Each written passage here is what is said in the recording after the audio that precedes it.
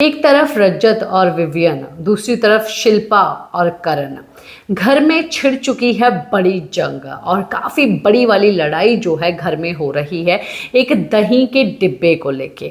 और ये लड़ाई जो है सुबह से शुरू हो चुकी है, जहां पर करणवीर जो है बार बार इल्ज़ाम लगा रहा है अविनाश के ऊपर कि अविनाश चोरी करता है, अविनाश ने जो है डिब्बा बाहर रख दिया।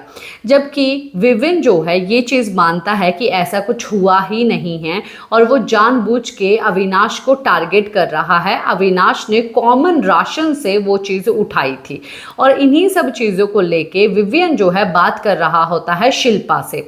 और बीच बीच में जो है रजत दलाल भी कुछ बातें बोल रहा होता है।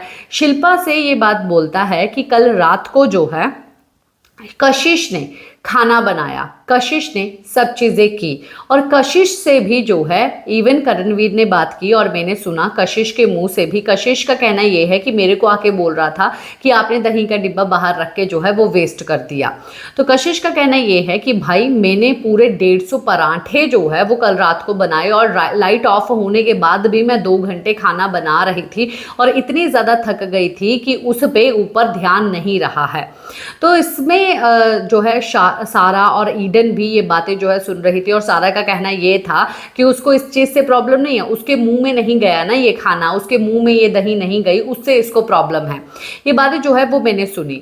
और इवन जो है विविन जो है अभी शिल्पा से बात कर रहे हैं और शिल्पा को बोल रहे हैं कि जब उसने सब चीज़ें की है तो करणवीर का क्या बनता है अविनाश को चोर चोर बोलने का। तो शिल्पा बोलती है कि जब अविनाश कुछ चीज़ें बोलता था हम तुमको बोलते थे तो तुम क्या बोलते थे कि भाई मैं अविनाश के जाके दिमाग में तो डाल नहीं सकता, मुंह में तो डाल नहीं सकता हूँ कि वो क्या करेगा क्या नहीं करेगा, वो इंडिविजुअल प्लेयर है, वो अपने हिसाब से सब चीज़ें करेगा, तो मैं भी क्यों करणवीर को जाके बोलूँ और ये बातें मैं कैसे बोल सकती हूँ कि भाई तू ये बोल वो मत बोल, मैं भी उसको कुछ नहीं बोल सकती हूँ।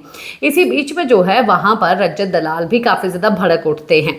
रजत दलाल का कहना ये है कि भाई वहां पर जब श्रुतिका को इतनी गंदी गंदी बातें बोल रहा था कि बग्गा को जो है सुसु करवा दे जाके, तो ये बातें सुनने के बाद जो है विविन भी बोलते हैं कि हाँ ये भी बात जो है करणवीर ने बोली और उसका पति देख रहा है, उसका बच्चा है, क्या ये बात सुनना या ये बात वहां पर करनी क्या सही थी करणवीर की।